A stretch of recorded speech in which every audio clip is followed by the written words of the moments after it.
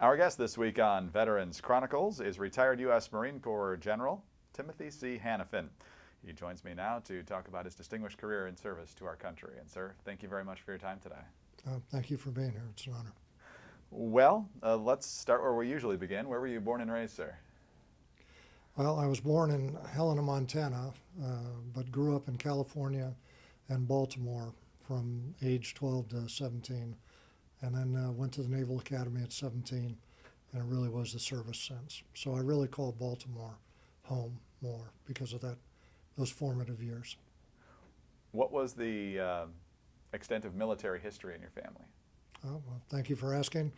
My grandfather was fabric repairman on Jenny and Spad aircraft during World War I. My father was a Marine, went to boot camp in 1945 as they were preparing for the invasion of Japan.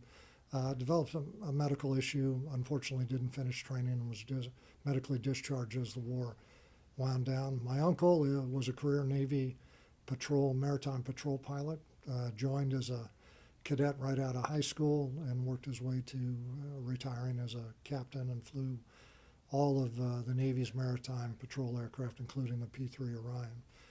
Now, my family was also unusual because the next generation, my three brothers and I are all Academy graduates. My older and younger brother are Air Force Academy graduates. My older brother, Dan, is USAFA class of 75. My younger brother is USAFA class of 82. I'm Naval Academy class of 78, as is my cousin, first cousin, son of Uncle Bud and Aunt Joanne, is a classmate, class of 78. And his sister, Christine, spent a career as a Navy nurse and retired as a Navy captain.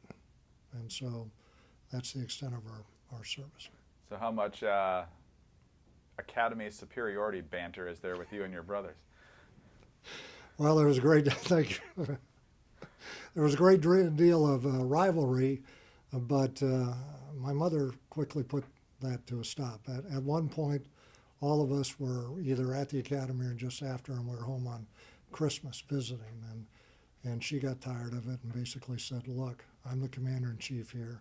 There is no inter-service rivalry. You're all the best because you're my sons." And at that point, we can claim that we were joint before joint was cool.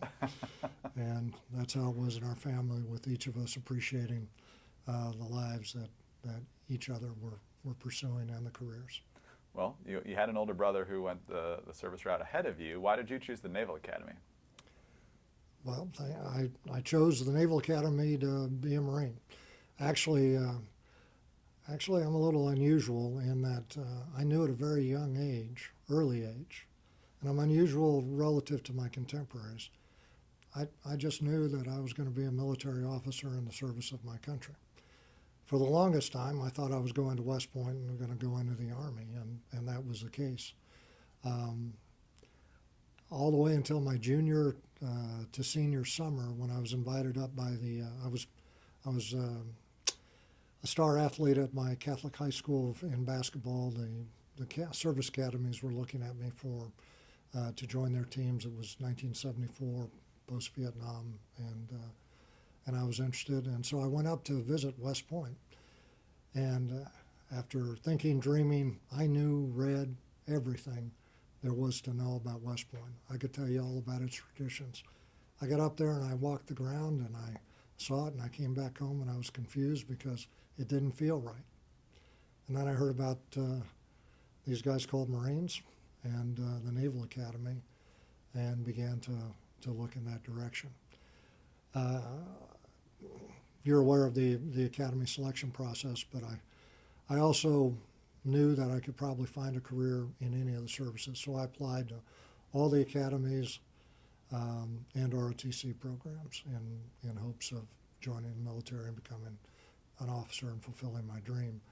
Unfortunately, I had to turn down appointments to the Air Force and to West Point before the Naval Academy came in, which was really uncomfortable. Rolling the dice right there. I rolled the dice, but I also did it based on a heart check. Again, following God's grace and that inner sense of where you need to go and to be. And so I hung in there, and Coach Smalley in the Naval Academy came through, and I was not a primary from my state. I went into a pool of candidates, and the Academy was able to work me towards an appointment that from Congressman Michelson in Illinois at the time, and that's how I entered the Naval Academy. How did the 4 years at Annapolis change you? Well, I think that they rounded out the edges on me, except I have to tell you, I was a history major at an engineering school. Of 144 credits needed to graduate, over 100 are math, science, and engineering, and you're talking to somebody that did 1050 on his SATs, with 550 being verbal and 500 math. And so I found the Academy very challenging. We also did 21 to 23 credit hours and went to class 6 days a week when I went. And my maximum effort for 6 straight semesters was a 233 with a D and a 4 credit hour engineering or science course. And that was all the way until my senior year when I got into more of my history major, and then I popped up pretty fast to 301 and a little bit higher my second semester. So I found the Academy challenging, but it was also fulfilling. It was everything that I had dreamed it would be, and it was the perfect springboard for where I wanted to go, a regular commission in the service of my country, and in this case, the Marine Corps. I was fortunate to join the Marines and also get a flight slot out of the Academy to go to flight school. And so where did you go to flight school? Well, all Marines first go to the basic school. And the basic school is 6 months of training where you level set all your Marine officers. We all learn the same. We also learn basic infantry leadership through the platoon level. And that prepares you to be able to lead 42 Marines on the ground first. And so completed that. I then had an opportunity. There was a delay or a glut of students going through Pensacola and Milton in Florida. Those were the training bases for aviators. And I had an opportunity. I spent some time as a company training officer at the basic school, and then I requested to attend the infantry officers course and train to be an infantry officer, the formal training. I did well. They actually offered me the opportunity to turn down my MOS selection as an aviator and take a platoon, but I'd always wanted to fly. I wasn't sure how I'd enjoy it. Wasn't sure it was for me, but I knew again that sense is that that's the direction I should go. And so I also figured I get down to Pensacola, see how it goes, and if not, that platoon is waiting for me in Okinawa, and I was already trained. Wow. Well, let's talk about going to Beirut. It was obviously a hot spot in the early 1980s. Many folks will remember the tragedy of the Marines being killed at the barracks in 1983. What was your unit and your mission when you were deployed there? I was with HMM 263, the Blue Eagles, at MAG 26, 2nd Marine Aircraft Wing on the East Coast. And we were supporting the Marine Expeditionary, well, at that time it was the Marine Amphibious Unit, the MAUs, deployments. This is also during the time of the Cold War, so our MAU was training to support the northern flank, Denmark and Norway operations, and then we rolled to Beirut. When it comes to Beirut, for most Marines of that period, it divides between before the barracks bombing and after the barracks bombing. And we were the second group in when the Marines were committed to the security at Beirut, and we were at the Beirut airport. That was my first deployment.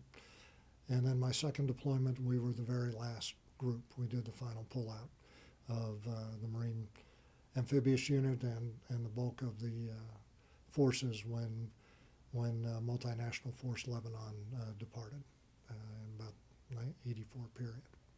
Talk about orchestrating that final pullout, being the last unit there. Well, thank you. There was a drawdown going on, and so I had the position. I was the squadron weapons tactics instructor, which meant I was a tactical planner. And as forces withdrew during our deployment, the possibility of an in extremis non-combatant evacuation occurring because adversary forces may have tried to force, may have attacked. There was also some special operations underway. I don't know if you remember Mr. Buckley. He was the CIA. He was kidnapped. And during that second phase, advance parties from Delta Force showed up, and I had the opportunity and the honor to plan with them in both cases. And so we planned an evacuation of the forces from the camps up north. We had a strong point at the consulate right on the K on the northern end of the city. And then we also had the ambassador whose residence was up in the low-lying hills. And so I did a great deal of contingency planning, walking the ground, and preparing to extract either forces or the ambassador or Mr. Buckley. Mr. Buckley, at one point, we had intel that he was being held in a building near the center of the Beirut city, and at a large park. And so a lot of the planning was a hit to where I would lead a division of 4. We'd land on the road just outside the building. It was expected, Delta would take down the building, and then we'd try to extract it. A couple of challenges there were the fact that we had the element of surprise going in, but the area was inundated with Hezbollah forces. And so that was one of the big debates that we had in discussion. And frankly, they asked my opinion. The Delta Advance Force, and I looked at the Marine Lieutenant Colonel, I go, sir, I can guarantee I can get you in. If it goes hot, I'm not sure about getting you out. We'll land, but it was a city center covered by high buildings. We had to come in. There were high trees, there were lampposts, and so we would be down in a gully, so anybody that was up in a building could shoot down on helicopters. Helicopters are only lightly armored. And that led to additional planning where it went from a smaller operation to actually the Mao plan to land a company on a beach about 2 clicks away to provide a safe zone. So if they went in and it got shut down, and I could also guarantee them that we would try, but if they shut down the zone or the helos got shot down, then all of us would extract those 2 clicks to the city and then be extracted by the rest of the Marines. Contingency plan, but it was pretty thoroughly, and then we did all the walkthroughs that we could out at sea. For the ambassador's residence, he was up on a hill overlooking a ravine, and we had to basically fly up there. The SEAL security would have to take down some of the trees there, and we'd end up landing, doing a 2-point landing on the back of his terrace to extract him and then back down and out. And all could be done easily. Well, relatively easily. All could be done and accomplished. The main challenge we faced at the time, I don't know if you're aware of night vision goggles, those are the flying tubes. Well, at the time, those were just coming into the force, and they were full faceplate at that time. full faceplate looked like a little box that you would, about like this, completely covered, and you had two tubes.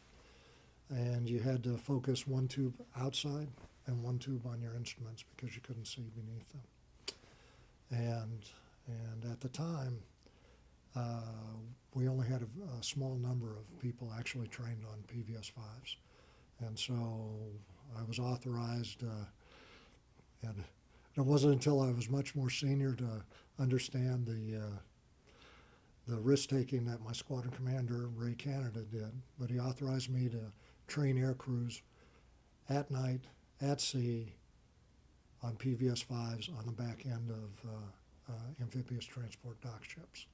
Those are two-spot ships, and we, to get the needed crews trained on goggles, I took the individual, each of those pilots, and flew training off spot 2 on the ship. To my knowledge, it was necessary, but it's the only time that we've ever really done that kind of training at sea. The ship had to, because the ship had red lighting. Red lighting interfered with the goggles, so they were completely blackened down, and except for what we could see on the goggles. So we were able to train our division worth. That's 4 aircraft, 8 crews on PVS-5s, and we were all set to go if they called. As you know, with Mr. Buckley, he was moved out of Beirut and eventually tortured and died. And so Delta lost track of him, they departed, and then we were just on contingency during that time frame. As to the extract from the K, there was a seawall, and out from the seawall was a space of about 60 yards. And we planned to either land along the seawall, and at low tide we could actually land on the rocks next to the seawall with sufficient distance between the rotor blades. And then our reinforcing Marines could climb the seawall, reinforce, and then push out the perimeter so that we could do the extract.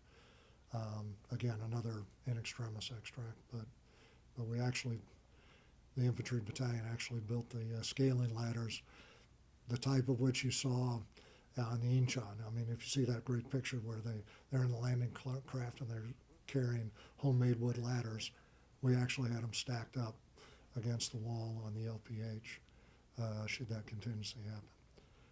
So, long story short, obviously didn't have to do that.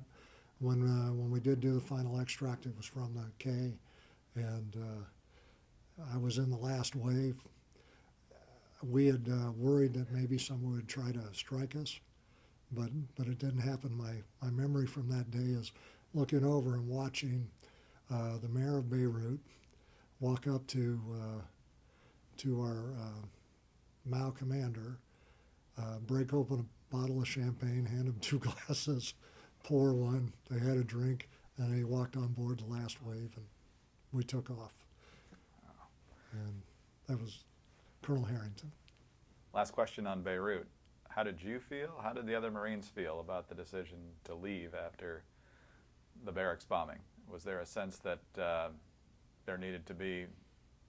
fight needed to be pressed to Hezbollah, or was it simply a matter of following orders at that point? Well, I can't speak for everyone. And I hadn't thought about that in a long time. So I think this is a case of we trusted our leadership and the decision. We were there to serve and to fly and to fight and to win. And the president and our chain of command said the job was done. So now we weren't going very far because at the time we maintained a Marine amphibious unit, 3-ship ARG with a battalion landing team out at sea. So us leaving Beirut and going back to sea just meant that we were staying in the area, and if anything happened, we were there for crisis response and forward presence, and we would come back as swiftly and easily as we left. General, let's take a quick break. We'll be right back with more of your amazing story on Veterans Chronicles. We're back on Veterans Chronicles. I'm Greg Columbus, honored to be joined today by retired U.S. Marine Corps Major General Timothy C. Hanifen. And we just talked about his time in Beirut. And, sir, a little bit later in the 1980s, you decided to leave active duty. Explain why and what you did then. Well, thank you. Following my deployments with 263, I was offered an opportunity to attend the Marine Aviation Weapons Training Squadron 1 out of Mott, Yuma, Arizona. Mott 1 was the elite weapons tactics instructor school. What I'd done on the cruise is as we were undergoing these plans, and we were planning for combat search and rescue, recovery of downed aviators if airstrikes were, things like that. I'd kept a regular correspondence, as every WTI does, back to the training school. They offered me the opportunity to come and instruct there. However, when I was married, had a daughter 3 years old at the time, and we took a look at the assignment. Great assignment, great honor. That's where the future commanders in the Corps go. However, I had been, of my first 1,000 days in the fleet, I had been deployed over 700 of them in either overseas deployments, extended deployments, training deployments. Now that's not unusual for the time. If you remember, this was the President Reagan on the buildup. We were the Marine Corps most ready when the nation was least. We were committed to Norway. We were committed to Europe, around the world, and it was a high tempo of operations, as was Mott 1. They were, instructors were on the road 280 out of 365 days of the year. And frankly, I wasn't sure my marriage could survive that. So I took an assignment as an aircrew training officer, and ended up with the additional duty of rear area security officer at the Fleet Marine Force Pacific Headquarters in Honolulu, Hawaii. Not a bad second choice. I'd take that. Yeah, and we went to Little Makalapa. Unfortunately, my wife developed health issues as a result of environment, probably stress and unhappiness with the Marine Corps lifestyle as it was. She longed to be where she was from, Baltimore, Maryland. And after somewhere in the first year, her health was declining, or she was having more and more issues, so moved her off the island. But that meant that I was a geographic bachelor, because I had to fulfill the assignment if I was going to. It was a 3-year assignment if I was going to continue my career at the Marine Corps. And so I ended up moving into a BOQ down about 3 miles from Camp Smith. Camp Smith sits up on a giant finger hill, virtually almost all of it uphill. And I was within running distance. And so I ran to work and ran back. And during that time, I had an opportunity, or in the evenings, I don't know if you recall the MV-22 Osprey Tiltrotor aircraft. Well, that was going to be the new medium lift replacement. I was enthralled with it. And so while I was the aircrew training officer, and in the evenings, since my family wasn't there, I had lots of time on my hands. And going to bars around Honolulu was not a good option. So I would go back to work, and I wrote a series of 3 articles on future employment, taking what I learned from my deployment experience and as a WTI, and then projecting how it might be used with the new longer range, higher speeds capabilities of the V-22. And so wrote a series of 3 articles. Those articles eventually, about a year later, served the basis. I was given the first of 3 Roy S. Geiger Best Aviation Articles of the Year award by the Marine Corps Association. I mention that because it plays later in my career, that connection with the V-22 program. So painful conversation with my wife, it became clear to me that she could not support a career in the Marine Corps. And so I requested to resign. I documented her illness, and I documented her illness, and my desire that I would have stayed in the Marine Corps had I been able to do so, but my family wouldn't support it. Needed to stabilize my family and take care of them. The Marine Corps offered me a reserve commission with a flying squadron out of Norfolk. So, and they allowed me to resign, accept a reserve commission. I moved back to Baltimore, and I took a job as a GS-13 with first an Air Force agency, and then eventually ended up over in the State Department as an aspiring diplomat, no less. So got back home, but I have to, unfortunately,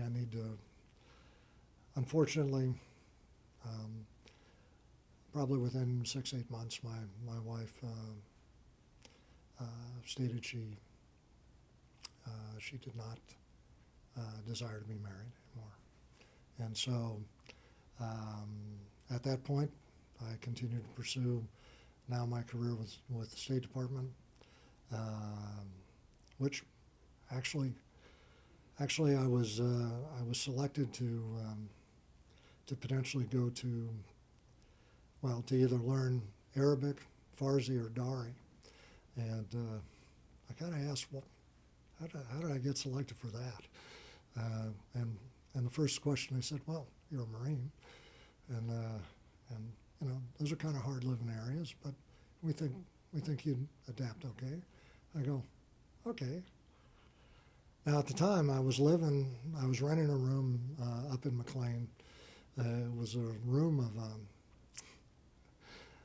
a lady who also was divorced, and she had boarders, and so there were two of us there, and it was her 15-year-old daughter's room. Had lime green wallpaper with little daisies on it and matching bedspread, and but it was good. It was good for the time, and she was kind, and so I was living there, and I go, well, okay, so hard living. What are you talking about?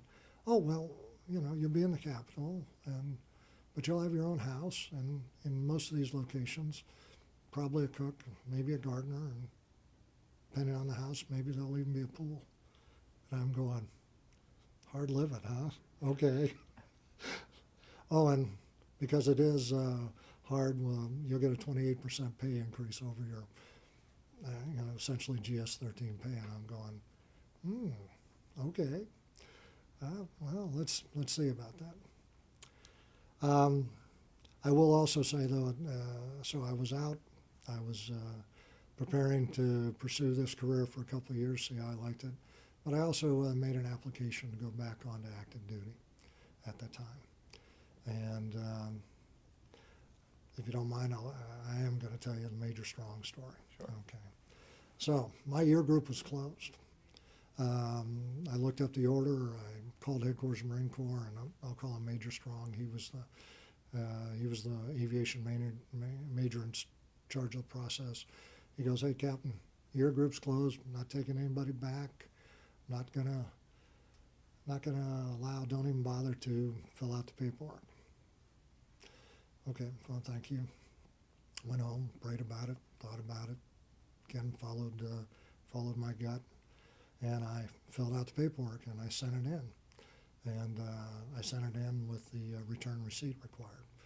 And then about 3 days later, I call him up, and he was a little exasperated with me, and he goes, "Captain, I told you, your group's closed. We're not going to take anybody back. I'm not even going to allow your record to go before the board." I went, "All right, sir, thank you." Went back, thought about it, prayed about it, and I decided that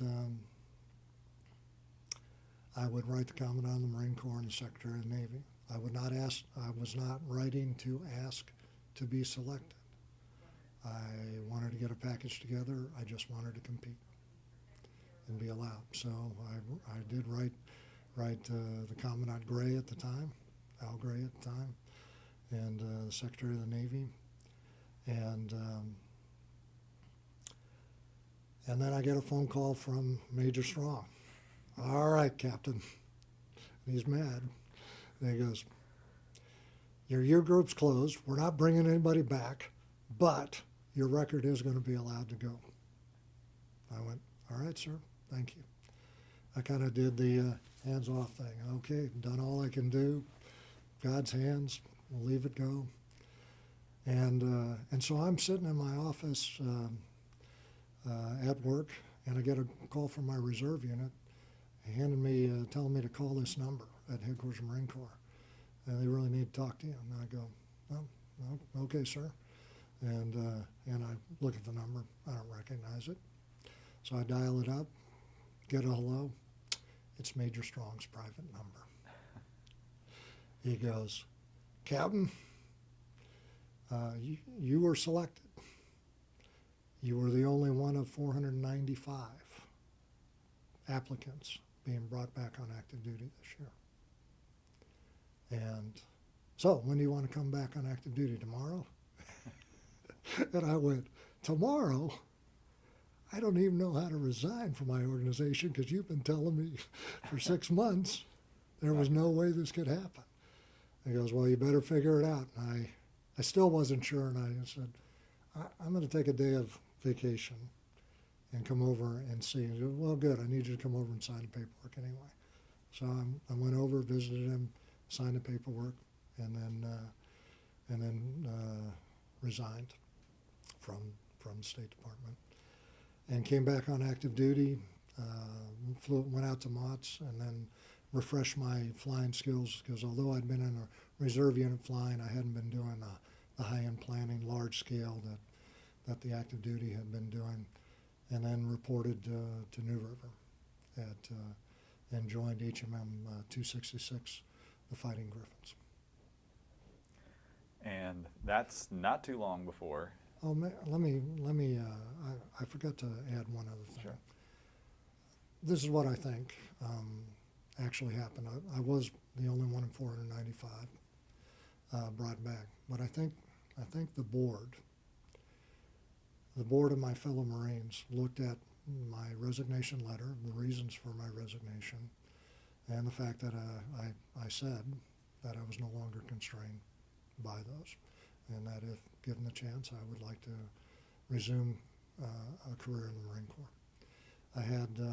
I had performed very well, and I had lots of letters of recommendation, but what I think most probably was the Marines on those boards thinking about and going that they would have made a similar choice to take care of their family, exit the service if they had been required, and then they were creating an opportunity for me to come back.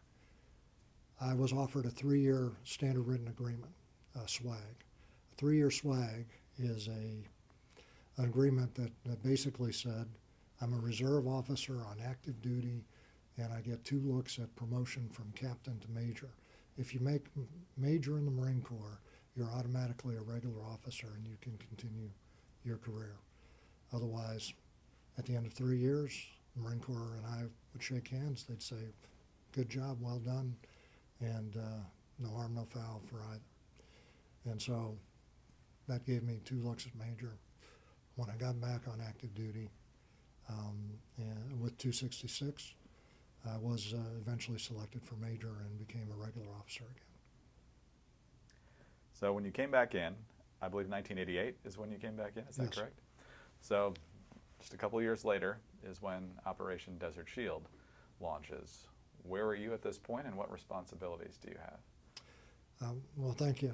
At the time, I was still with HMM 266, the Fighting Griffins. Lieutenant Colonel Jack Petton was the squadron commander.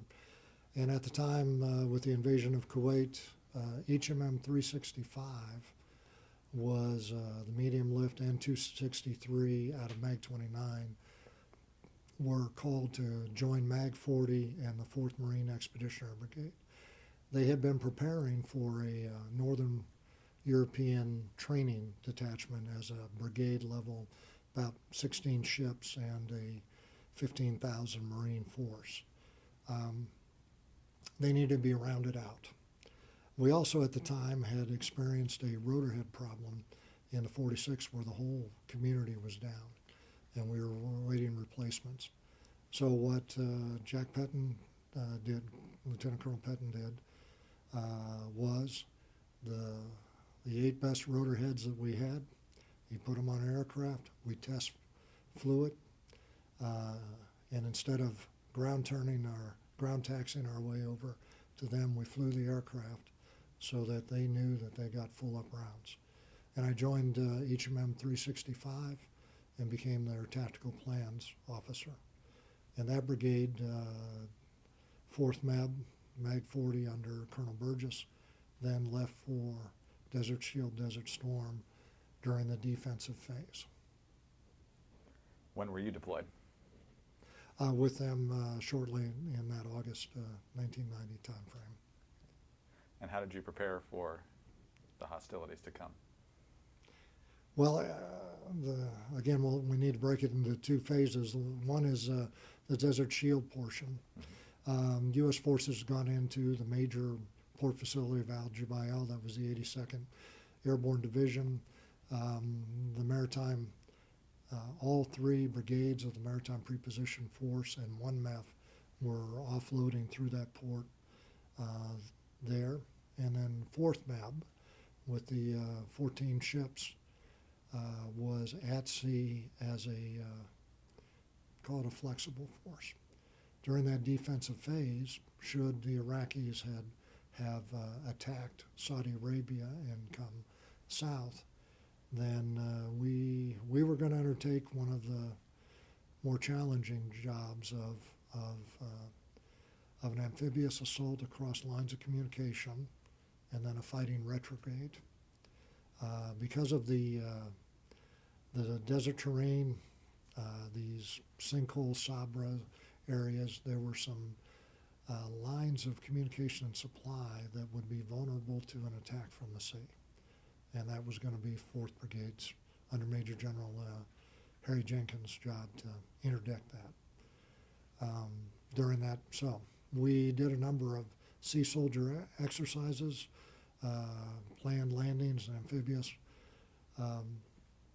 exercises and training to do this with the battalion.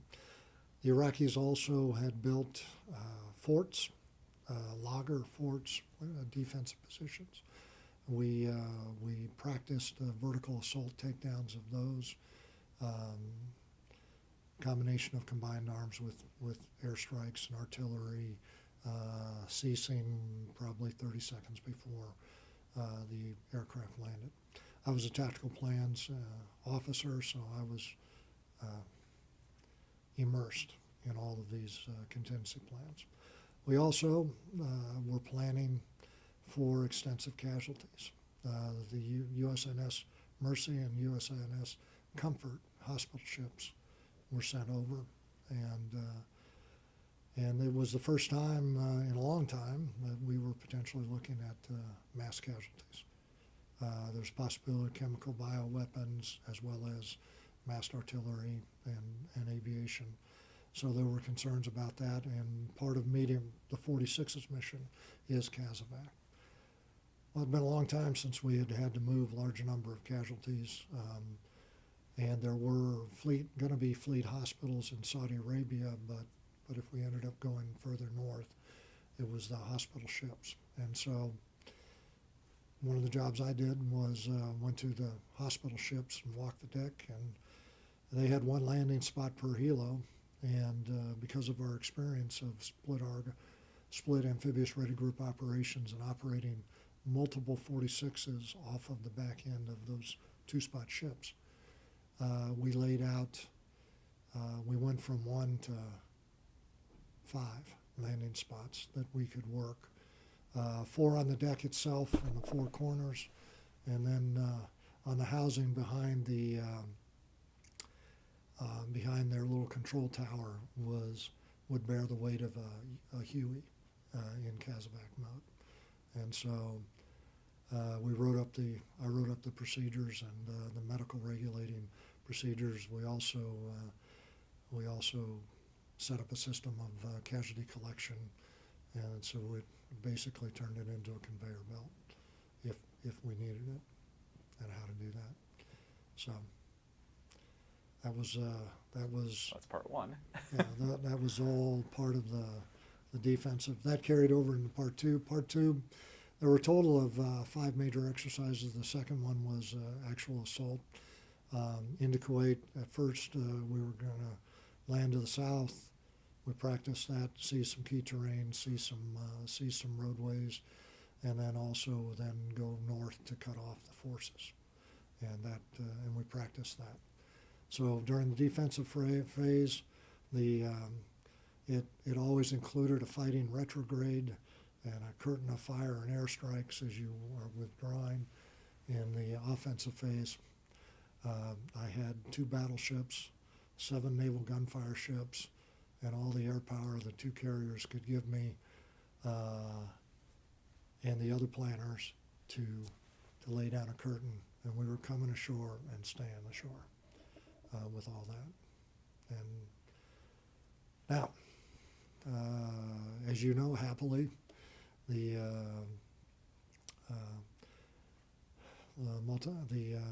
Marine MEF, the Arab Corps driving up along the coast, and the Army with its left hook, after all the pummeling they had taken from airstrikes, there was no need for us to land. Instead, we did a fake landing to the north during the second day of the war, a turnaway where this is something planned and orchestrated, where we flew up as if we were landing north, giving the electronic signature of a much larger force, and holding the 5 divisions up there to give the Army more time to swing left and close the back door on them. And those 5 to 7 divisions added to the divisions that were decimated as they were trying to withdraw later. And that was the second day of the war. Yes, the ground campaign was extraordinarily quick and extraordinarily successful. 100 hours. And it's hard to beat that. Hard to admit, yeah. It was unexpected. We had actually expected a tougher fight. These divisions and these soldiers were veterans of 8 years of war with Iran. They had a good reputation, particularly the Republican Guard units. So we went into it knowing or thinking it was not going to be easy. So where do you go after Desert Storm? To one of the best years of my life, up at Newport, Rhode Island. I was at sea for 8 or 9 months with the Amphibious Ready Group, and I was notified that I was selected for the Naval War College at Newport, Rhode Island, and so I went up there, and I was fortunate. I got back in April to New River, stayed with 365. Did not go back to my home squadron, stayed with 365 until about June. I went up to Newport, Rhode Island, and I found and rented an 18th century townhome, newly renovated, in the center of Newport, Rhode Island, stumbling drunk distance from every bar in downtown Newport, Rhode Island. And then I went to the Naval War College during that year. I showed up, actually, I didn't know it. They cut me orders so that I went up in July. And I showed up probably 30, 40 days early.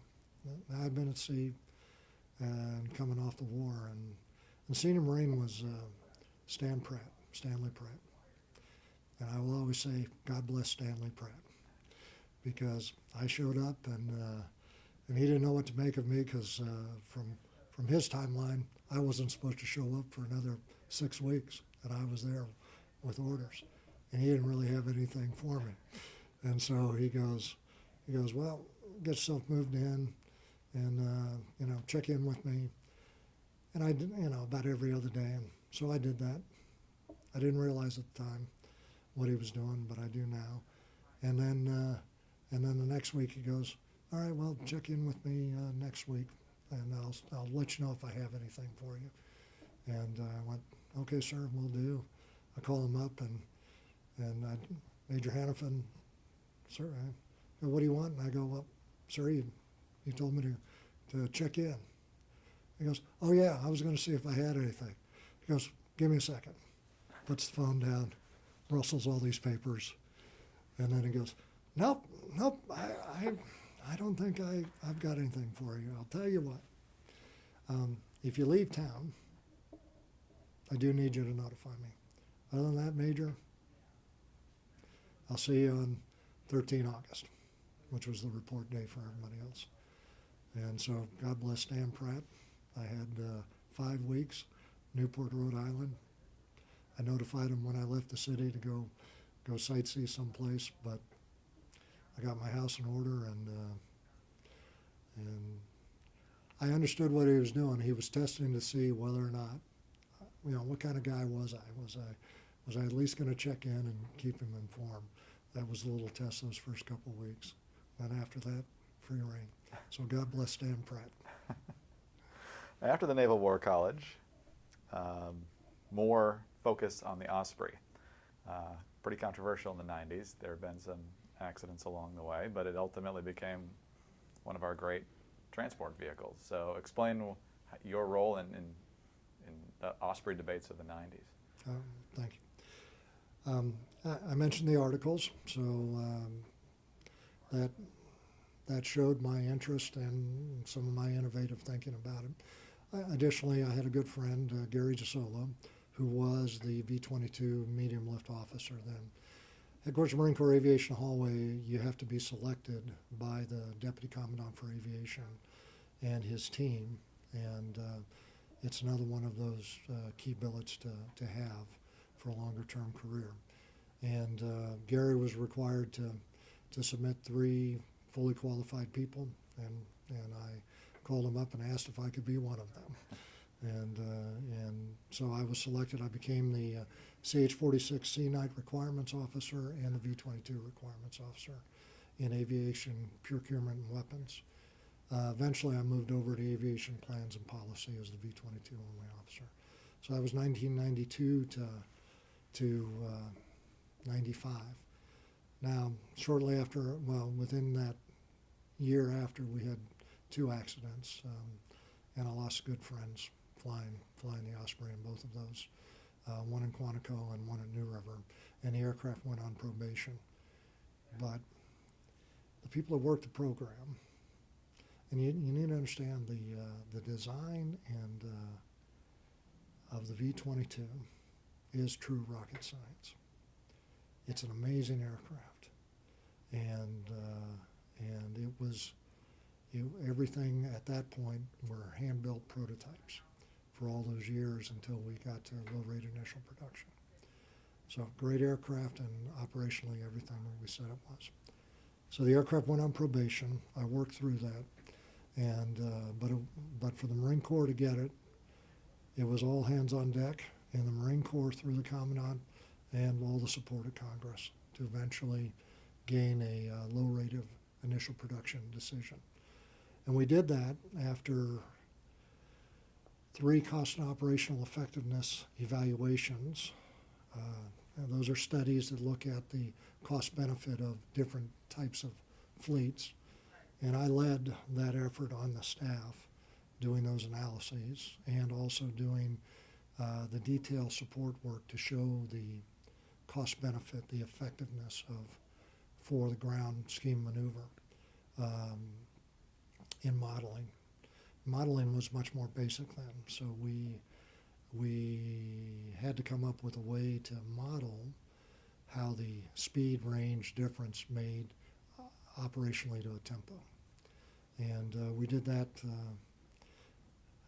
I was asked my thoughts. I said, well, we probably need tactical situations. In other words, break up break up the maneuver into segments, model each of those segments that we could, and then the cumulative result would show the advantage. And so I had a great deal of input on setting up the tactical situations. Colonel Bob Magnus, later Assistant Commandant General Bob Magnus, was head of APP, and he was running those studies. And so the combination of the performance of the aircraft program itself in coming back from the accidents, implementing the fixes and safe operations, plus the compelling data of showing the cost benefit of the capability versus the cost of larger or more numerous fleets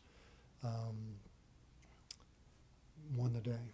And so in 1994, Marine Corps was given low rate of initial production procurement, LRIP decision, and then we've never looked back. The aircraft actually today, and it's hard to tell when you Google it, it's the highest demand, most safe aircraft in the inventory. Yes, wow. Highest demand, most safe aircraft in the inventory because of the speed, range capability, and ours.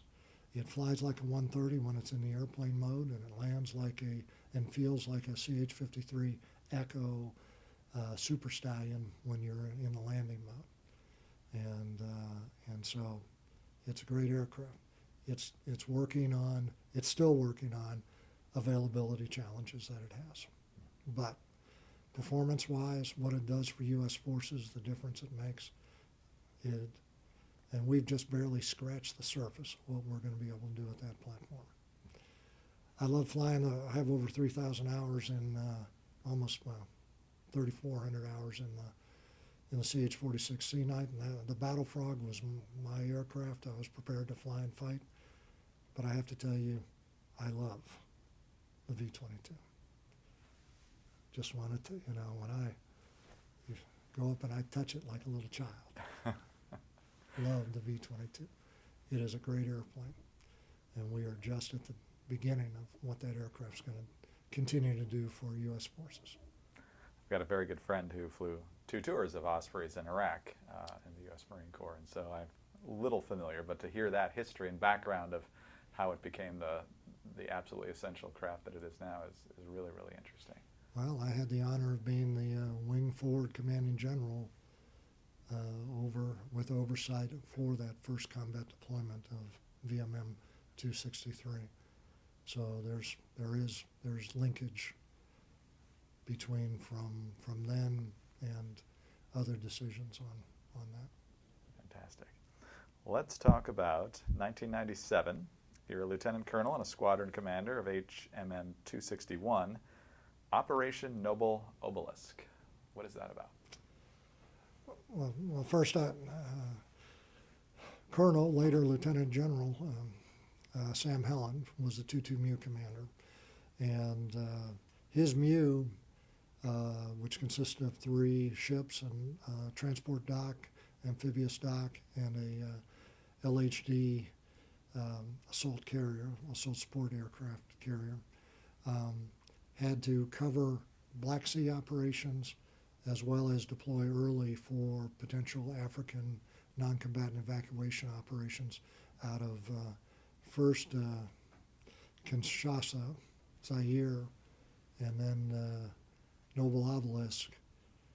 We actually deployed early to prepare for that and pre-staged into or Brazzaville, opposite from Kinshasa. And then as we weren't called away for that contingency operation, but once we boarded the ships, then Sierra Leone erupted. Noble Obelisk was a non-combatant evacuation. It was the largest since, up to that time period, since the evacuation from Saigon, but I will say it was eventually eclipsed in 2006 by the Beirut evacuation that was done. So it was actually three 3 separate non-combatant evacuations in less than 5 days, and moving over 10,000 Allied and U.S. citizens out of Sierra Leone and onto the ship, through processing, and then up to the airport at Conakry, where they were then flown to Western Europe or the United States. The first two non-combatant evacuations in the landing zones were not opposed. The third one, we were told that the rebel army was going to take us on, and so that one we expected to be hot. I think that they changed their mind because we came ready to fight. But it was 10,000 people in less than 5 days, 3 separate operations. We at one point a gunboat started heading for our LCACs out at sea. Just one of the stories, and I was out orbiting, and so I went over to that, and I called over one of my Cobras. Randy Smith was the aircraft commander, and we didn't know what they wanted, but they kept closing on the LCAC, and the LCAC tried to fire up its engines and stalled. And so this gunboat is continuing to bear down at a steady 8 or 10 knots, but they weren't manning their guns. But in the end, I'll give you the end first. In the end, they probably were just curious because they'd never seen an air cushion vehicle in the Americans, but we didn't know that. We didn't know which side were they, government or rebels. And so called Blood Smith over, and he tried to turn him away by flying interposing, and then finally I ordered him to come into a hover between the LCAC and the ship and go nose on and prepare to engage them. At that point, the captain realized what was going on, that we weren't being friendly, we were turning him away, and he sailed off merrily. Decided he was only curious. Message received. Yes. But it was an amazing operation. And that was in the first month of a 6-month deployment. And in the Mediterranean, campaign season really is that summer season. But surprisingly, it was a quiet rest of the deployment. And we came back, so safely. Didn't lose anybody. Where were you on 9/11, and how did you process that event? Thank you for asking. Well, after my command tour, I was selected for the National War College. I was then, I did well, and then I was selected to go to Chairman of the Joint Chiefs of Staff in the J7 Training and Joint Vision Transformation Division. And so on 9/11, Major General, later Lieutenant General Henry J. Osmond, Marine Corps, was the 2-star boss. And I was in the Joint Vision Transformation Division and had a television, new spaces, and I had a television up, and I watched the first plane hit, and then was watching the second, walked over to General Osmond and said, "Hey, sir, are they going to call away the crisis action team?" Because all on the joint staff, we were all part of a 24-hour cycle for crisis action teams that would do planning and support the chairman and the president down the road. And he said, "Just stand by, be sure you know where your people are." And so I walked back into my space, and right then an announcement over the 1MC, we've had an incident, potential security breach, we've had an incident. Now, just days previously, we'd had an intruder, somebody dressed up in an Army uniform and tried to come into the Pentagon, and they had called away security, a similar one. and looking up at the screen, and I'm watching the building, and what I'm watching actually is the choice of those hundreds of people that had to choose to step off the edge of the building, and one in particular was two Americans, a lady and an African American gentleman who reached out, took each other's hands, and then stepped off. And so I'm watching that. This announcement goes off, and then a minute later, the phone rings, and I pick it up, and Colonel Hanifen, Joint Transmission Division, and it's my wife, and she goes, "Are you okay? Are you okay?" And I go, "I'm fine." And right then, up on the screen, aircraft impacts the Pentagon. Flashes. Now my wife lives in Springfield, and she goes, "I'm coming to get you." "I'm coming to get you." I go, "No, dear, thank you. I'm okay. I don't know when I'll be home, but I'm okay. I've got to account for my people, and then we'll be here as long as we need to be here." And right then they called away the evacuation of the Pentagon building. Where was your office? Okay. Well, the aircraft came in on Navy and Marine Corps spaces, headquarters Marine Corps spaces, and we actually had some of our joint J7 training spaces on the ground floor. And then there was the courtyard, which has the Ground Zero Cafe, and then right across, so in a direct line with where the aircraft impacted, but across the courtyard. Now, there are people that I know the people on that side of the building felt the shudder. There are others that say they felt shudders. Where I was in my very secure Joint Chiefs of Staff spaces, there are no windows. I didn't really feel a shudder. I heard the noises and the announcement from the announcements. So, had the aircraft hit the center of and continued forward, then yeah, it would have been right into our spaces. So we had actually practiced the evacuation several times as a building, and at the time there were about 38,000 people that were working with Pentagon. On the side where the aircraft struck, yes, chaotic, counting for people.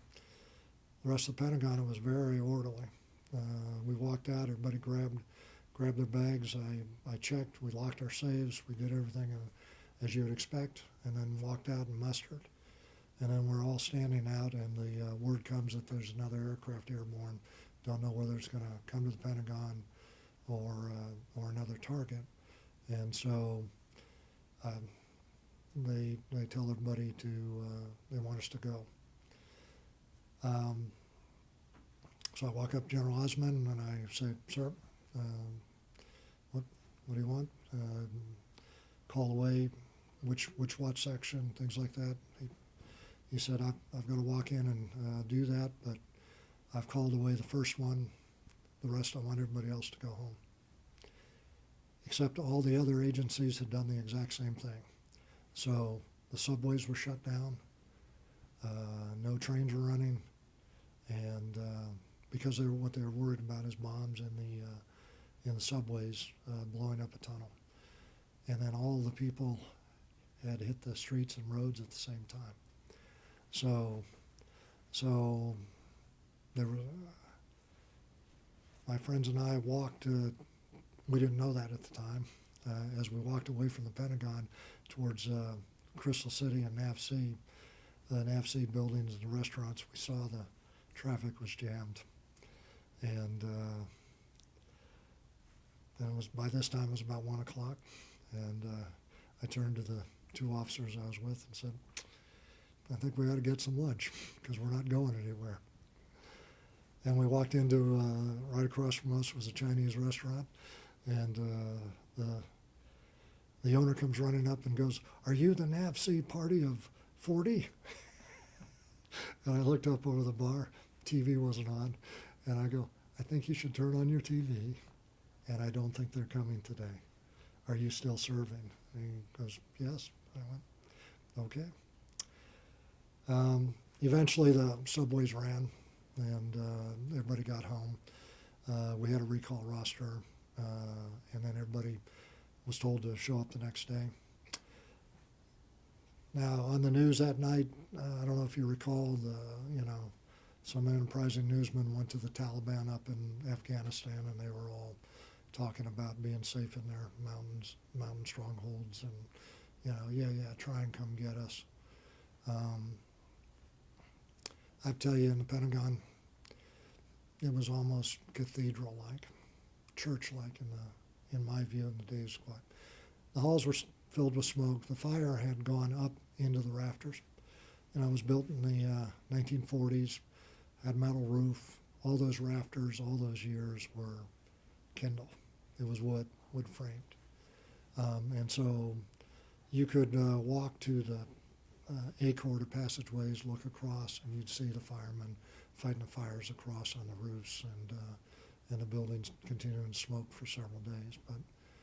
But everybody, it was quiet, not fearful, mad, resolved. People talking to each other, talking among ourselves, going, yes, we're going to climb those rocks, and we're going to dig you out with hand grenades and satchel charges. More than 3,000 Americans were killed, more than at Pearl Harbor. Yeah, you'll see us again. And that's how it was. And people were,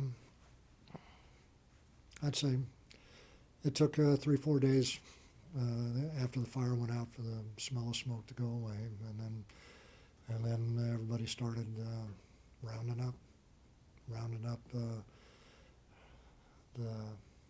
work, planning, execution, things of that nature on the joint staff and country going to war.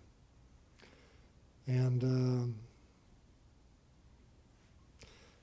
later that year, I found out I was selected for command of Marine Aircraft Group 42.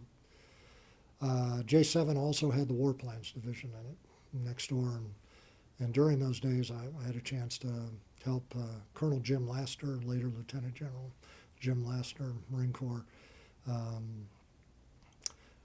look at some of the war plans. I also found out I was going to command a reserve air group, and so I dug into to see where my air group was, and they were pretty high on the list of units that to go.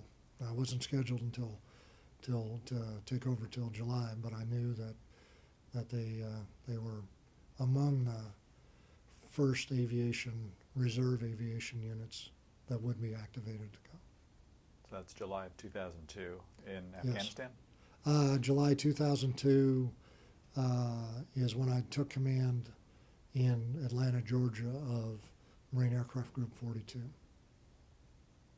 So 2002, Operation Enduring Freedom is already underway, and the anticipation and build-up for Iraqi freedom is beginning. What does that mean for you? Well, for my reserve units, the 2002 was Enduring Freedom, but we did not go to stability operations until the 2003 timeframe. So I can talk about Enduring Freedom. My reserve outfit, the preparations for the run-up to Operation Iraqi Freedom, I took a look, and then I came to the air group, determined to get them ready to go. And so I gave them commander's guidance, which basically we'd be capable of mobilizing and pack out within 5 days of notification. And that's what we practiced to, which is an unheard of figure for reserve units. But my staff, Lieutenant Colonel Jeff Holder, who was the XO, Lieutenant Colonel Ken Fischler, Captain Ron Higgins. My ace commander and deputy commander was a Reserve Colonel John Crowley, who's an American Airlines pilot, but also a Reserve Colonel, was in charge of our ace. And so John and I got together and we laid out all the plans to get the reserve units ready so that we would be able to meet that 5-day mark. Shots, medical records, dental, gear on hand. We also did a couple innovative things in that we crosswalked their civilian life skills, earning skills, and their military skills. And particularly for the ACE, for the Air Combat Element staff that I had, which would be capable of running an air group, would crosswalk them and got them training to be able to augment both active duty air wing, active duty group, and MEF staff slots. And once we had that laid out and we had them trained, or we got them additional funding to train them in current, John, I, and Lieutenant Colonel Ken Fischler went out to 3rd Marine Aircraft Wing. The then Major General, later Commandant, Jim Amos was the wing commander, and sat and talked with each of his air group COs and laid out both the capabilities of my units, because they would likely go to that wing, as well as their qualifications. And you have to understand, reservists, when they get off active duty, often are all the patch wearers. They've got extensive deployment combat experience. They're instructors. They've chosen to transition, but they stayed active in the reserves. So, whereas many of my cockpits had 2,000 hours of experience in it, whereas active duty might be 800 or 1,000. All of my planners have been in planning exercises for 10 years and working. We also did another thing because of the nature of the war and the speed at which we thought it would happen. We trained rear area security elements within each of the squadrons, basically platoons of Marines and rear area security, so they could provide their own internal security. Well, we went out to the active duty, and they wanted everybody we could give when they called us away, and that's what happened. My whole ace staff, when they moved to deploy for Iraqi freedom, my 149 of my officers and enlisted were activated, and the first to go, my aviation logistics elements, was activated and went to the West Coast to replace MAL 16, which deployed into country. So they backfilled, and then they rotated people back and forth in the theater. And then I got the rest after we moved to stability operations. It was clear that they were going to need everyone. We were going to rotate, and brought everybody back after that first year. But I want to tell you two amazing things, are a story of the dedication of your citizen Marines, your Marine reservists. Okay, so we're watching the spin up. You know, everybody's spinning up, getting ready to go. And my reservists, I've been telling them all along, get ready. And I went to them and I basically said, look, I think that we're going to be activated. I'll give you the opportunity to go to the individual ready reserve, to leave the unit. I took over in July. This was September. If you go now, nothing will be said. If you show up for drill in September and after, then I'm going to hold you accountable on that. And so September came rolling around. I had 2,500 Marines in 3 different locations. And when we took muster, 0 had left. They were all in. Now, you have to understand, your reservists Many are small business owners. Many are in businesses that can't take gaps. Yes, there's a law that says that employers can try. Employers should hold those positions, and unless they have to downsize, and in many cases they do, and get rid of the positions because they can't afford to keep them. So they all volunteer knowing that they probably will not have a job when they get back. The major corporations, Home Depot, God bless Bob Nardelli, they do. They hold it. They did amazing things. They maintained, in some cases, they gave them their pay and benefits. Basically said, if you're here by September, as I mentioned, then when we took muster, 0. Everybody was in. Now, after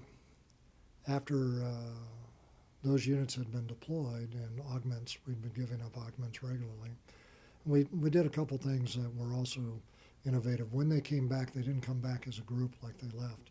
We had little welcome home ceremonies where we fell out with the colors and did a hand salute and welcomed them back home.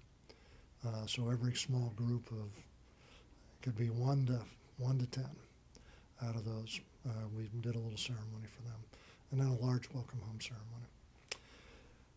If you remember, after the OIF-1, Marines started to withdraw, and then they went back in, and then they were going to be in to augment for stability operations for the duration. At that point, it was going to take everybody, and I could see that. So one of the weekend drills, I had everybody in the hangar deck. It was in the winter, and I had all the units standing by, and I walked from unit to unit, and I talked to them about what was coming, and that they would likely be activated for up to 2 years. That was my guess. I did ask their opinion, would it be better to be activated a year, come off, and then activated, come off for 2 years and then activated again. And hands down, they all said, it's better that we be activated 2 continuous years and then have the 5 off before our next activation or contingency. And so that was what I reported back up. Marfor Res and was a strong advocate, and eventually that became, not because of my testimony, because of the feedback from the reserves, that became part of the policy, but that was what my reserves. I walked around though, and I basically said, can be activated for 2 more years. I know many of you have already been a year away. I'm asking you to stay. I'm asking you to stay and to serve. Your country needs you. Your fellow Marines need you. I need you to go home, talk to your wives. I need you to go home and then come back. And if you can't, then I'd like to talk with you. And next drill, I'll see everybody next drill. And I went around and saw, I had Marines in New Orleans as well as in Norfolk, and I went around and saw those units on that weekend as well. Same discussion. So second time, same question. Okay, how many did we lose? 0. 2,500 of all those that already been, of those several hundred that already been deployed, and of those that had already seen the deployment and what it meant and knew it. Nobody developed, injuries. Nobody avoided. All those great Americans did answer the call of their country when it did. And I have to tell you, the businesses around Atlanta, Publix, Bob Nardelli, Home Depot, Coca-Cola, Pepsi, major corporations that everybody worked for, they did their best to hold those jobs, or said if we can't hold it, then they kept them. In many cases, like Home Depot, I know for a fact, maintained all the medical benefits, or maintained medical and salary for the families so that they didn't have a lifestyle impact. For example, I had small business owners that were making six figures as computer in their own, with their clients. Well, they get activated, they're making corporal's pay. And so there were businesses that were helping to make sure those businesses prospered, or at least those families had didn't suffer too greatly. So, just very grateful to the people of Atlanta. They were supportive of all the families. It's very military oriented, but they also were supportive of Toys for Tots, for example. My unit was responsible for the Marine Reserve Toys for Tot programs across the 22 counties of the greater Atlanta area. That it takes a great deal of effort out of the active duty and the reserves, but they were going to deploy. And I went to business leaders. Actually, the general manager of Fox 5 pulled in major business leaders and called a meeting, and I basically said, this is what's coming. My units are going to deploy. I don't know if I can sustain Toys for Tots for the children of Atlanta if I don't get augmented, I don't get help. And I could look, I was watching them all shift, and I go, don't worry, we're going to do the work. What I'm really asking for is, at that time they had Rolodexes still. I'm asking for your introductions to people that may be willing to help or to donate and to volunteer, and we'll do the work. It's our job to do the work with who we have here, and the community did an amazing job. For example, and I didn't realize there were so many Christmases culturally. I want to just let you know that. But Toys for Tots runs from the day after Thanksgiving till about mid-January. And in that time, both years, we went from 0 to 385,000 toys collected and distributed from about 800 sites in that time period, as well as nearly $400,000 in donations that we had to double account for and ensure that the money went where it was supposed to go. Some of that money is used to go to people like Big Lots, who will sell large contingencies of toys. Because what happens is people are generous, they donate toys, but the ages vary so much, so everybody gives to little kids.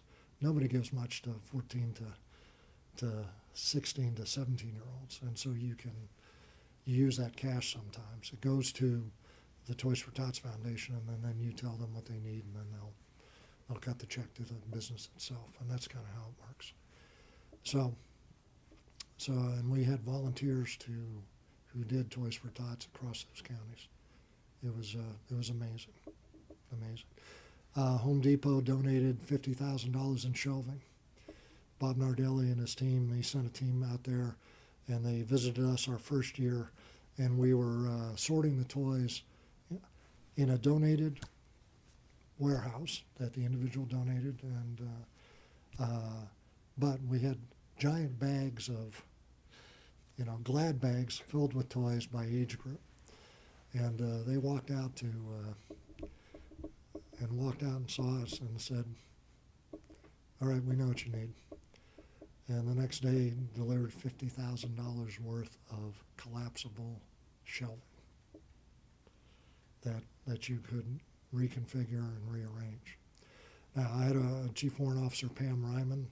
I had was in charge of our team of Marines and volunteers. Her sister, Miss Weatherby, Lieutenant Colonel Marcia Place, handled our PAO. That year, a corporal named Dustin Wilkes wrote the theme song that went national, called One Toy at a Time. So it was adopted. He actually later went to Nashville and is pursuing a country country music career. They traveled around the country doing that, and it was amazing. The second year, Bob Nardelli, they always come up and say, well, what do you need? You're not allowed to ask for anything. It's, well, whatever you'd like to do, frankly. That's how it is. And they go, okay, got it. Home Depot, Home Depot again donated all the trucks that went around all those sites, gas and insurance. Publix set up locations at every one of its stores and then donated to buy toys for their age groups that didn't do it. Pepsi and Coke were looking for sponsorships. Fox 5 News made their own commercial using Atlanta Marines, and we had a volunteer Santa that no kid looked like Santa, and very blessed, very blessed. Governor Perdue signed a proclamation designating,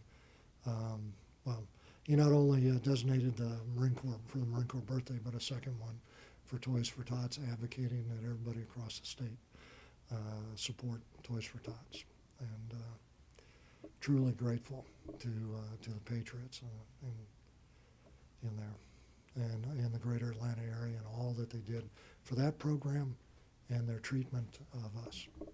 It's a wonderful program, and the fact that it remained a high priority even with all these other commitments speaks well of the Corps and certainly of you and those that you worked with.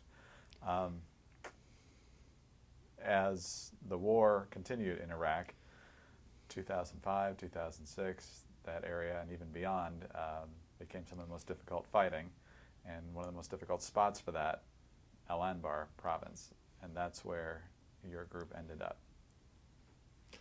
Yes. Well, thank you. So I left command in 2004. I went to Quantico. Worked for General Mattis in the Capability Development Directorate. General Mattis, recently the SecDef, but a legend leader in the Corps. And I worked for two brigadier generals, and then I was the deputy director under him on Capability Development Directorate.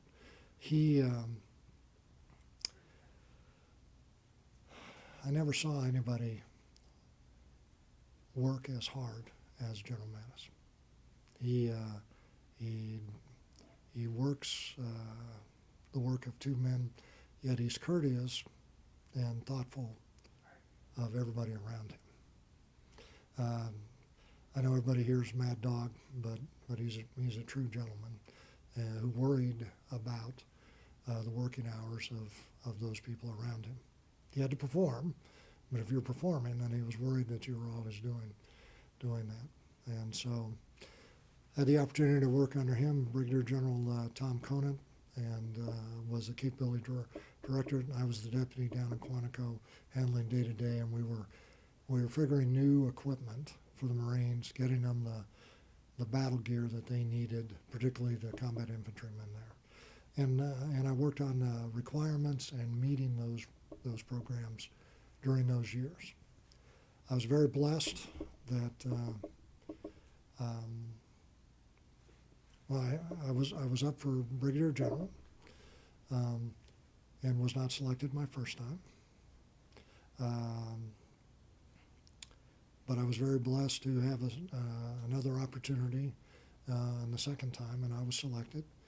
And General Mattis, I was working for General Mattis at the time, and then was selected to become the assistant wing commander and go forward into Iraq in 2007. A lot of opportunity there. I went to 2nd Marine Aircraft Wing under then Major General, later Lieutenant General Ken Gluck as the wing commander. And then in January 2007, I went forward as the Air Wing Commander and the base commander at Al-Assad.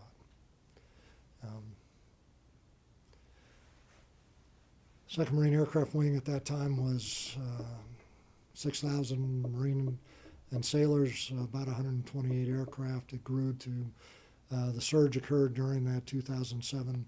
2007 was a turning point in Al-Anbar and all of Iraq.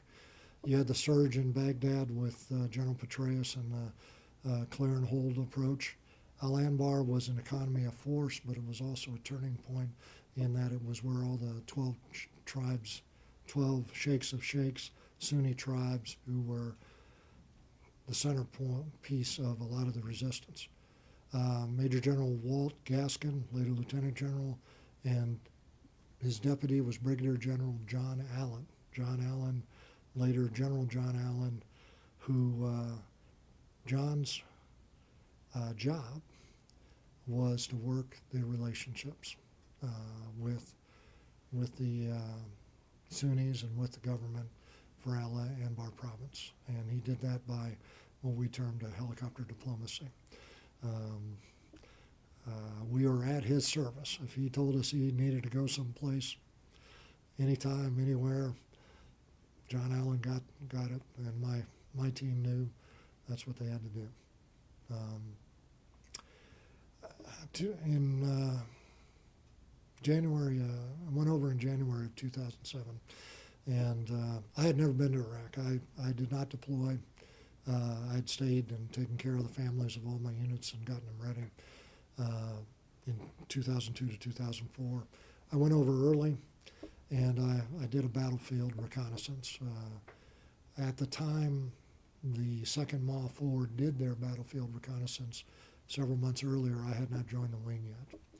And the Commandant also had not made his decision to go with a full-up Marine Air Ground Task Force with everyone at the same, with general officer commanders of the air ground combat element, ground combat element, and logistics elements. The ace at the time was run by Colonel Michelob, who did a superb job. And so I came over early.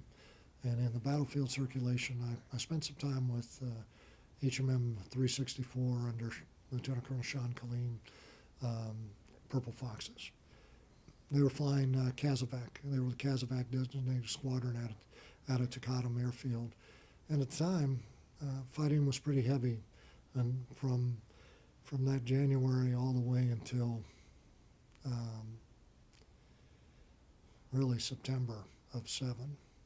And I know we eventually built a level 3 facility at Al Asad, and we were running 25 to 50 casualties a week through there from the engagements. So they were a very busy squadron. And I spent time walking with the units, and in particular I spent some time with one of the Kazovac air crews. Captain Jennifer Harris was the squadron WTI. I always, when I did my squadron visits, I'd sit with the commander and the sergeant major, and then if I was going to fly with them, I'd ask them to, put me. I didn't want to fly with senior officers. I wanted to fly with the up-and-comers, people whose names I should remember, and who will one day command. I showed up, and Sean Killeen says, well, Jennifer Harris is one of our 2 WTIs, and she's on night medevac. Sir, why don't you? I'll walk you over. And I go, it's okay, I can find my way. And walked over, and I spent time, and I was a WTI, and so WTIs always vet one another. You're a patch wearer. How good are you really? How much do you know, really? This was her 2nd combat tour. And so we start talking. It starts out very, very friendly, but I'm really interested because I'm thinking of my aviation scheme maneuver. And so I start peppering her and First Lieutenant Landacker, who's her co-pilot, their questions. And finally she sighs and says, sir, would you like to come into my office and we'll talk? Because I was asking her really in-depth, and she recognized it wasn't going to be a short conversation. And we covered the battle space from her perspective. And spent probably an hour and a half talking tactics. Her call sign, by the way, was Attila. Not because of all the negatives associated with Attila the Hun, but because of her aggressiveness. She was a sound, aggressive, thoughtful pilot and leader in WTI. That's what I walked away from my hour with her. And then walked over and spent time with the Kazovac corpsmen and actually talked to all the air crew as well and got their perspective. Flight operations, altitudes, things like that. That becomes important because that air crew was Morphine 1-2. 4 days after I took command in Anbar, Jennifer Harris was on a Kazovac mission to pick up blood in Baghdad and on her way back home. And they flew into a ambush, a late ambush with heavy machine guns that got her braking, and then a perfect, one-of-a-kind up the rear end missile shot that struck the aircraft and turned the back end into flames. And she and the crew were at 1,500 feet per my orders, because our aviation survivability equipment was good against the missiles that we had. At about 125 feet, the drivetrain system in the back disconnected, and the aircraft fell the last 125 feet and lost her and the entire crew.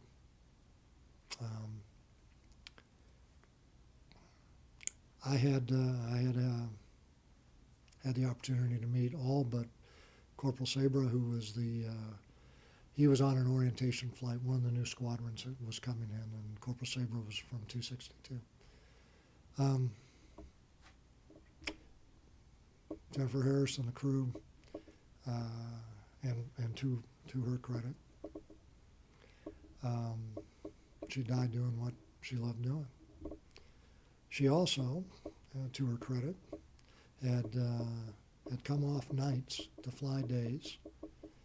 She could have stayed flying nights, but she came off to fly days to give some of the other air crews a break, because she had been on nights for a while. She and her air crew were also, though, 4 days away from being on the advance party to go home. So it was a tough loss for the Purple Foxes, Colonel Colleen and for us, but I'm also grateful that I had a chance to meet and shake the hands and thank every one of the people except the one that I had not had an opportunity to meet beforehand. But that kicked off the first week of my command tour in Iraq as CG Second Forward, and also CG Al-Assad. Had a lot of, you can imagine there was a lot of discussion. I had moved everybody out of low altitude tactics to higher altitudes, so we went back over the reasons for doing that, and they were still sound. It just turned out to be one of those lucky shots that the survivability equipment didn't get and no one saw. Actually, for the longest time, we thought it was a hydraulic fire that had a hydraulic leak that had combusted. We thought that for over a week until the insurgents posted a video that it had actually been an enemy downing. So we adjusted our tactics and said goodbye. And the Purple Foxes had to do what I told them was their expectation. Now, one of my speeches when I met units for the first time, and when I met new units coming in, because they were rotating on 7-month deployments, and I was there over a year, was basically told them, I can't guarantee you won't have an aircraft loss, you won't have an accident, you won't lose comrades, but I can guarantee what you'll do the next day. You'll get up, you'll climb in your cockpits, and you'll go fly and fight better than you did the day before.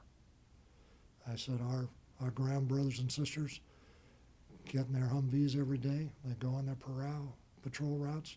They get shot up. They get blown up. They go back to base camp. They get up the next day and they do it all again. We will show no less courage. We will show no less dedication. So that's what you're going to do. You'll have a chance to say goodbye here, and then you'll have another chance to say goodbye when we get home. But that's our expectation. And God bless everyone. I only had two units with losses. Second one was dry ice, 41. Was an Army unit, CH-47, at 2,500 feet on a test top. They had their transmission seized, tore itself out. The aircraft fell 2,500 feet and we lost 5 great soldiers. As an example of that, though, that unit had their memorial service that night. And the minute that ended, they had to walk out and do a company vertical assault on night vision goggles in support of a takedown of an insurgent housing complex. Great soldiers. We all know the rest. We also know we're there to do our duty, and we're there to fight, we're there to win, and we're to make sure that our friends and comrades that lose their lives don't lose it for no reason.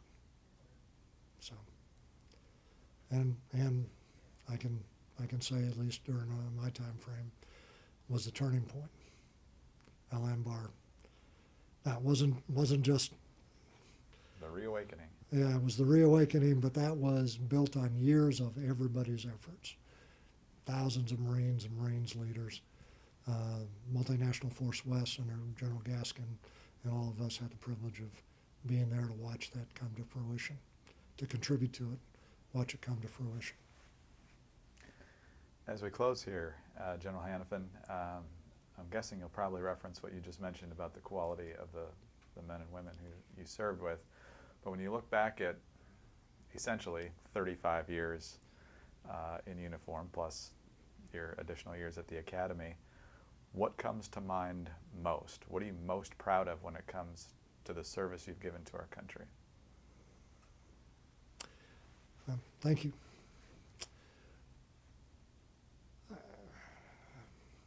There's a long list of accomplishments. I will have to say that year in Iraq in command of a combat wing and 2 airfields, 5 forward operating bases, and Al-Assad probably is the high point of my personal command. For my units, the state visit by the President of the United States, which helped Anbar the turning point. My wing, General Gaskin called me up and basically said, "Hey, a T-39 is going to show up on your flight line. Let them in, let them land, and then you meet with them." That was the advance party from the White House. In 4 days, we put together a state visit that included the national. We planned and executed a state visit, all the support operations for what the President and the National Chain of Command needed to do at the tower, at the base of the tower of the Al-Assad. And we had the President of Iraq, Prime Minister, the President of Kurdistan, all coming to meet and discuss the 12 sheikhs. Up to that point, we had been fighting pretty hard. As I mentioned, probably 25, 50 casualties a week, and I was averaging about 50 airstrikes a week. The President had that meeting.